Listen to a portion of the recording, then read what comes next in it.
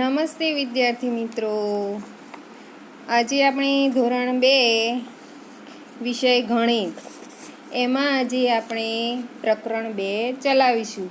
અગાઉ આપણે પ્રકરણ 1 ચલાવી દીધું, તે તમને તેમાં સમજ પડી ગઈ ને?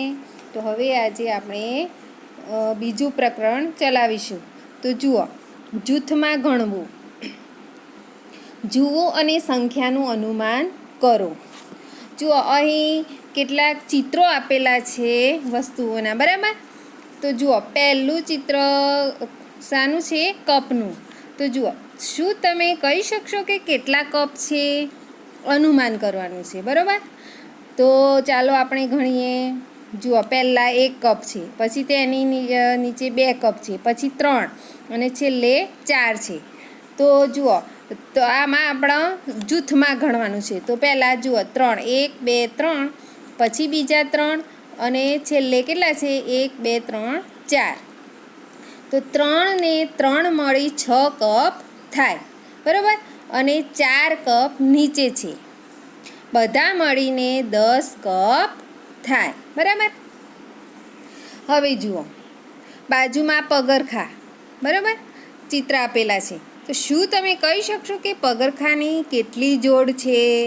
તો જુઓ, પહેલી લીટીમાં કેટલી જોડ છે? 1 2 3. પછી બીજી લીટીમાં જુઓ 1 2 3. પછી ત્રીજી લીટીમાં 1 2 3, બરાબર? કેટલી છે? 3 3. તો અહીં 3 હાર છે, 1 2 3 હાર છે. તો દરેક હારમાં 3 જોડ પગરખાં છે, તેથી પગરખાંની 9 જોડ થાય, બરાબર? હવે પાછળ જુઓ.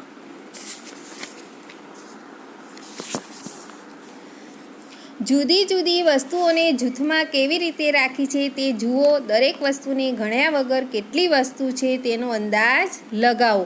જુઓ, આમાં પણ કેટલીક જુદી જુદી વસ્તુઓ આપેલા છે, એમાં આપણે અંદાજ લગાવવાનો છે. તો સૌથી પહેલાં પ્યાલા આપેલા છે. તો કેટલા પ્યાલા છે અંદાજિત? બોલો. તો અંદાજિત આપણે કહીએ 12, બરાબર? તો જુઓ, સૌથી પહેલાં કેટલા છે? 1 2 3, પાછા 1 2 3, ફરીથી 1 2 3, નીચે 1 2 3. તો 3 3ના 4 જૂથ છે. તો કુલ કેટલા પ્યાલા થયા? તો એ બાજુમાં લીટી આપી છે અને લખ્યું છે પ્યાલા. તો કુલ કેટલા પ્યાલા થયા? તો 1 2 3 4 5 6 7 8 9 10 11 અને 12. તો કુલ 12 પ્યાલા થયા. હવે જુઓ, એની બાજુમાં ચિત્ર આપેલું છે. શાનું છે? બંગડીનું, બરાબર? તો જુઓ, આપણે ગણીએ બંગડી કેટલી છે. તો પહેલાં કેટલા બંગડીના જૂથ કેટલા છે? તો 1 2 3 4 અને 5. 5 જૂથ છે. તો એક જૂથમાં કેટલી બંગડી છે આપણે ગણીએ. તો 1 2 3 4 5. તો એક જૂથમાં 5 બંગડી છે, એવી 5 જૂથ છે. તો કુલ કેટલી બંગડી થઈ? 25, બરાબર? હવે એને નીચે જુઓ, કાનની બુટ્ટીની જોડ આપેલી છે, બરાબર? તો ચાલો આપણે ગણીએ કેટલી છે. તો 1 2 3 4 5 6 7 8 9 10 11 અને 12. તો 12 કાનની બુટ્ટીની જોડ છે. તો તમારે ખાલી જગ્યામાં કેટલા લખવાના? 12. હવે તે પછી જુઓ, અહીં ચમચીના 3 જૂથ છે. જુઓ, અહીં ચમચીના ચિત્ર આપેલા છે, 3 જૂથમાં છે, બરાબર? તો દરેક જૂથમાં કેટલી ચમચી છે? તો પહેલાં જુઓ, ગણો કેટલી છે. તો 1 2 3 4 5 6 7 8. તો એક જૂથમાં 8 છે, એવા કેટલા જૂથ છે? 3. તો કુલ કેટલી થશે? 3 8 24. તો અહીં જુઓ, બાજુમાં તમને પ્રશ્ન પૂછેલો જ છે કે દરેક જૂથમાં કેટલી ચમચી છે? તો દરેક જૂથમાં 8. ખાલી જગ્યામાં શું આવશે? 8. કુલ ચમચીનો અંદાજ લગાવો. તો એક જૂથમાં 8 છે, તો બીજા જૂથમાં 8, ત્રીજા જૂથમાં 8. તો કુલ મળીને કેટલી થઈ? 24, બરાબર? તો ખાલી જગ્યામાં તમારે કેટલી આવશે? 24 સંખ્યા લખવાની, બરાબર? તો બાળકોને આસપાસની વસ્તુઓની સંખ્યાનો અંદાજ લગાવવા કહો. અહીં બાળકોને જૂથમાં વસ્તુઓની ગોઠવણી અને જૂથમાં સંખ્યાની ગણતરીની વ્યૂહરચના જોવા માટે પ્રોત્સાહિત કરવાનો વિચાર સમાયેલો છે. તો વિદ્યાર્થી મિત્રો, તમારે પણ આ રીતે વસ્તુઓ લઈ અને જૂથ બનાવવાના અને સંખ્યાઓ લખવાની. બરાબર. હવે બાજુમાં જુઓ, બાજુ પાના ઉપર જુઓ. અંદાજ લગાવો, ઓછું કે વધારે. હવે તમારે ખાલી અંદાજ લગાવવાનો છે, એમ કે ઓછું છે કે વધારે, એવી રીતે. તો સાચા જવાબને ગોળ કરો. જુઓ, અહીં ચોપડીમાં તમારે આપેલું છે કે પહેલું, તમારા મોઢામાં રહેલા દાંતની સંખ્યા. તો આમાં આપેલું છે કે 40થી વધારે કે 40થી ઓછા. તો આપણા મોઢામાં દાંતની સંખ્યા તો 40થી ઓછી હોય છે. કેટલી હોય છે? કુલ 32 દાંત હોય છે. બરાબર. તો 40થી ઓછા. તો જે સાચો જવાબ છે એના ફરતે શું કરવાનું? તમારે ગોળ કરવાનું. હવે બીજા નંબરમાં જુઓ, મોસંબીમાં રહેલા બીજની સંખ્યા. હવે મોસંબી તમે બધાએ જોઈ છે ને, ખાઓ છો ને, તો એમાં જે બીજ આવશે એની સંખ્યા તો એ આપી શકે 50થી વધારે હોય કે 50થી ઓછા. તો શું આવશે? 50થી ઓછા. એના પર ગોળ આવે. હવે એ પછીનું જુઓ, દિવાસળીની પેટીમાં રહેલી દિવાસળીની સંખ્યા 30થી વધારે હોય કે 30થી ઓછી? તો 30થી ઓછી. એના પર તમારે ગોળ કરવાનું. બરાબર.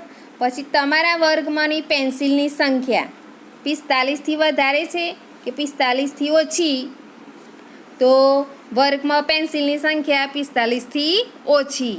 તો એના પર ફરતી તમારે ગોળ કરવાનું. તે પછીનું ચિત્ર જુઓ, સાયકલના એક પૈડામાં આવેલા આરાની સંખ્યા 20થી વધારે હોય કે 20થી ઓછી? બોલો. તો સાયકલમાં જે પૈડું હોય છે એમાં જે આરા આવશે એ જોયા છે ને તમે? તો એમાં 20થી વધારે હોય કે 20થી ઓછી? તો 20થી વધારે. હવે પાછળ જુઓ,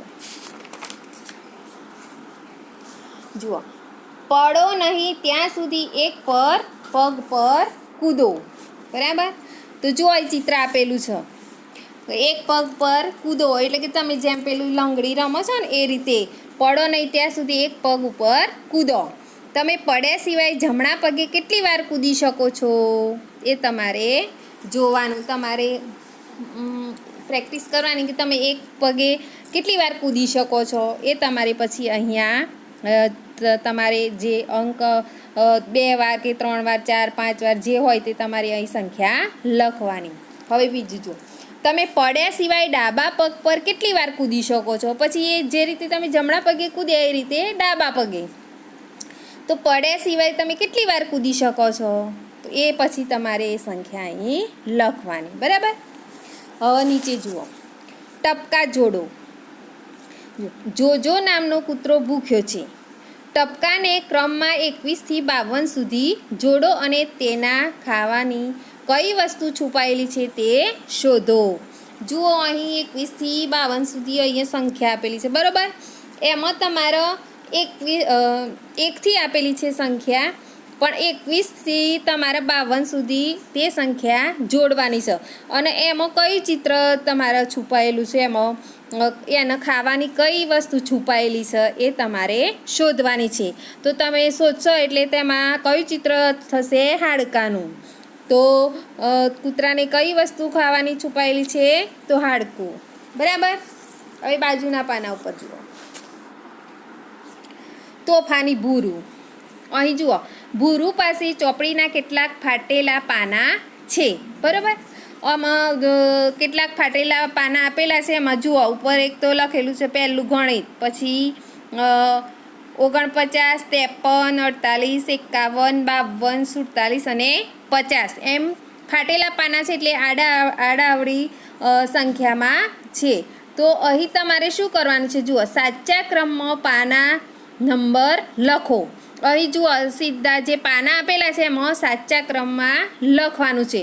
તો જુઓ, પહેલાં પાના ઉપર ક્રમ નથી લખ્યો, બીજા નંબરના પાના ઉપર ક્રમ લખેલો છે. તો એના પહેલાં કયો ક્રમ આવશે? એમાં 47, પછી 48 તો છે જ, પછી એના પછી 49, પછી 50, પછી 51, 52 અને 53. બરાબર. આ રીતે તમારે સાચા અંક ક્રમમાં લખવાના. બરાબર. ચોપડીમાં તમારે જે ચિત્ર આપેલું છે ને એમાં. તે પછી જુઓ કોયડાવાળી પૂંછડી. બરાબર. તો ચીપકુ ઉંદરની મોટી પૂંછડી છે. જુઓ, જ્યારે તે સૂતો હતો ત્યારે તોફાની બિલાડીએ તેની પૂંછડીને થાંભલા સાથે બાંધવા વિચાર્યું. તેને મોટી સંખ્યા સાથે થાંભલાની શરૂઆત કરી. તે ક્રમમાં નાની સંખ્યાના અંકો તરફ એક જગ્યાએથી બીજી જગ્યાએ જવા લાગી. તો તેને પૂંછડી બાંધવામાં મદદ કરો, પરંતુ પૂંછડી પોતાને ક્યાંય પણ ન ઓળંગે. જુઓ, અહીં સંખ્યાઓ આપેલી છે કેટલીક: 27, 28, 29, 30, 31, 32, 33, 34, 35, 36 અને 37. તો અહીં તેની પૂંછડી બાંધવામાં મદદ કરવાની છે. પૂંછડી પોતાને ક્યાંય પણ ઓળંગવી જોઈએ નહીં. બરાબર. તો વિદ્યાર્થી મિત્રો, અહીં તમારે આ રીતે ચોપડીમાં વાંચવાનો પ્રયત્ન કરવાનો અને સંખ્યાઓ લખવાની છે. બરાબર.